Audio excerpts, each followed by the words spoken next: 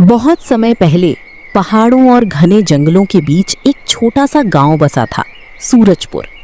वहां के लोग बहुत साधारण जीवन जीते थे। खेती, पशुपालन और जंगल से लकड़ी काटकर बेचना ही उनकी आजीविका थी। उसी गांव में एक गरीब लकड़हारा रहता था, जिसका नाम था राघव। राघव बहुत मेहनती, ईमानदार और दयालु युवक था। उसकी उम्र लगभग 25 वर्ष थी।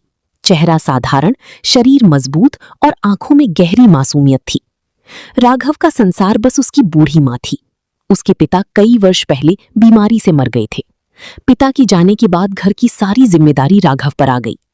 हर सुबह सूरज निकलने से पहले वो कुल्हाड़ी लेकर जंगल चला जाता और शाम तक लकड़ियां काटकर बाजार में बेचता।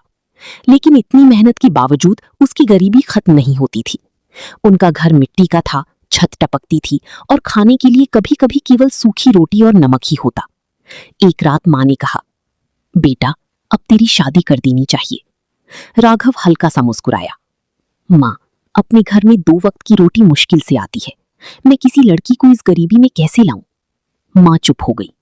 राघव का मन भी कहीं ना कहीं अकेला था, लेकिन उसने कभी अपने बारे में नहीं सोचा। अध्याय 2, रहस्यमयी जंगल। गांव के पास एक विशाल जंगल था।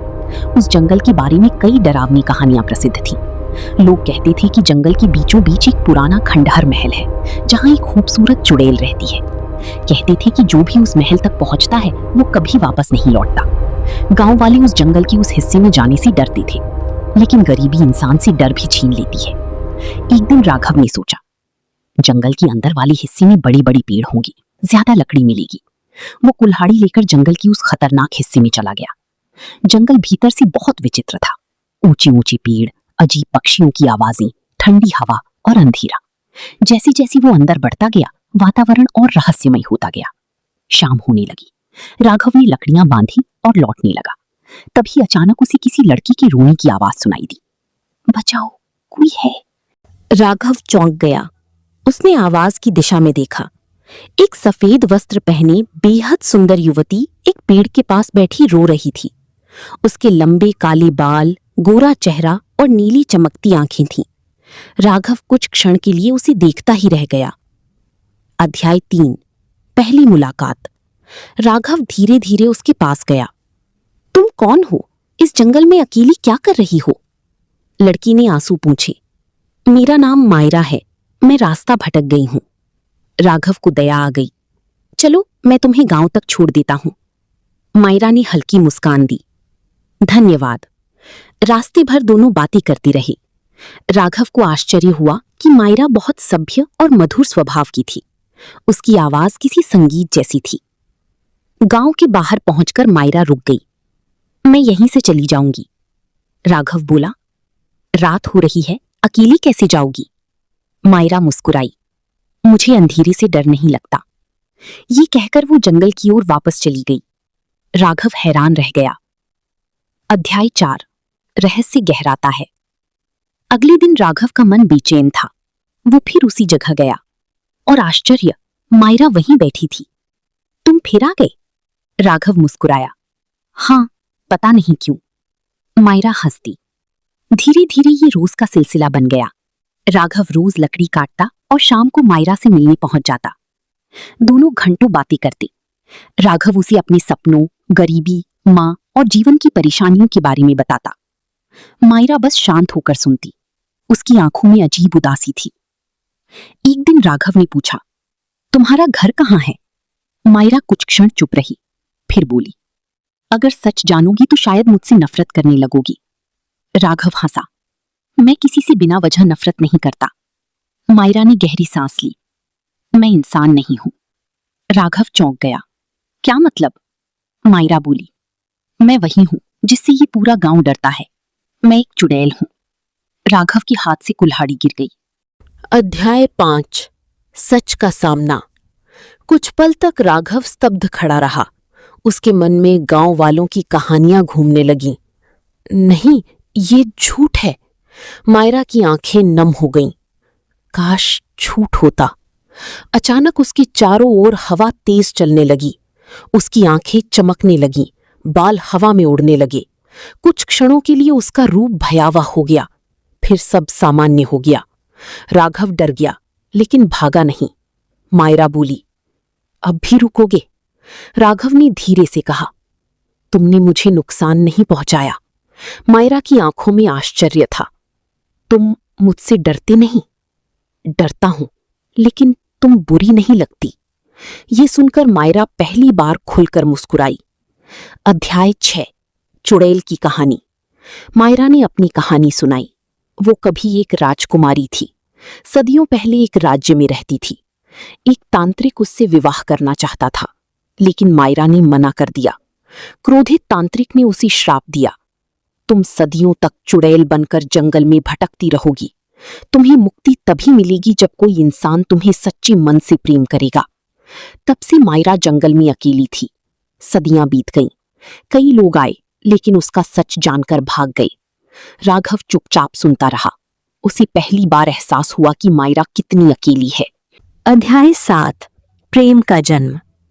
दिन बीतते गए। अब राघव का जीवन बदल चुका था। वह सुबह लकड़ी काटता, लेकिन मन शाम का इंतजार करता। मायरा भी अब खुश रहने लगी थी। दोनों साथ बैठकर नदी किनारे बातें करते, चांदनी रात में जंगल घूमते। एक दिन बारिश हो रही थी। दोनों एक गुफा में बैठे थे। मायरा बोली, राघव, अगर मैं सामान्य लड़की होती तो? राघव मुस्कुराया, तो शायद मैं तुमसे शादी करने की सोचता। मायरा की सांसें रुक सी गईं। और अब? राघव ने उसकी आंखों में देखा। अब भी वही सोचता हूं।